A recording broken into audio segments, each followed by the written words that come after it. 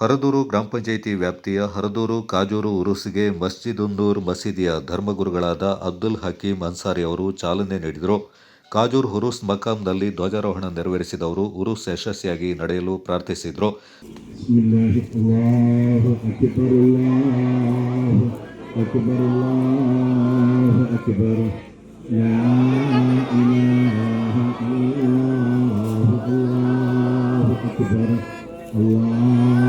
أكبر ولله الحمد. أما أنذر آباؤهم فهم غافلون لقد حق القول على أكثرهم فهم لا يؤمنون إنا جعلنا. ಸಲಾತ್ committee ಅಧ್ಯಕ್ಷರಾದ ಸುಲೈಮಾನ್ ಸಕಾಫಿ ಮಾತನಾಡಿ, ಉರುಸಿಗೆ ಶುಕ್ರವಾರ ಚಾಲನೆ ನೀಡಲಾಗಿದ್ದು ಸೋಮವಾರದಂದು ಸಮಾರೋಪ ಸಮಾರಂಭ ನಡೆಯಲಿದೆ ಎಂದರು.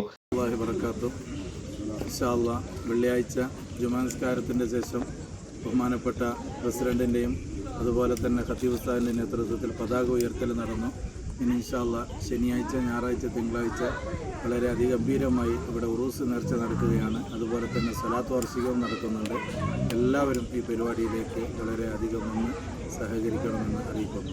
ಹರದೂರು ಗ್ರಾಮ ಪಂಚಾಯತ್ನ ಮಾಜಿ ಉಪಾಧ್ಯಕ್ಷ ಎಂ.ಎ. ಮುಸ್ತಫಾ, ಜಮಾತ್ ಕಮಿಟಿ ಅಧ್ಯಕ್ಷರಾದ ಅಬ್ದುಲ್ಲಾ, ಕಾರ್ಯದರ್ಶಿ ಅಜೀಜ್, ಖಜಾಂಚಿ ಜಕ್ರಿಯಾ ಮತ್ತಿತರ ಪ್ರಮುಖರು ಈ ಸಂದರ್ಭ ಪಾಲ್ಗೊಂಡಿದ್ದರು.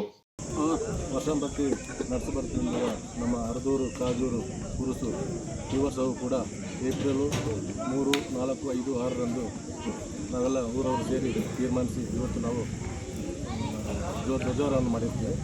ಅದರಿಂದ ತಾವುಗಳೆಲ್ಲರೂ ನಮ್ಮ ನಾಡಿನ ಕೊಡಗಿನಲ್ಲೂ ಎಲ್ಲರೂ ಕೂಡ ನಮ್ಮ ಈ ಒಂದು ಉರುಸಿಗೆ ಬಂದು ಸಹಕರಿಸಬೇಕಾಗಿ ಇಲ್ಲಿ ಕೇಳಿಕೊಳ್ತೇವೆ.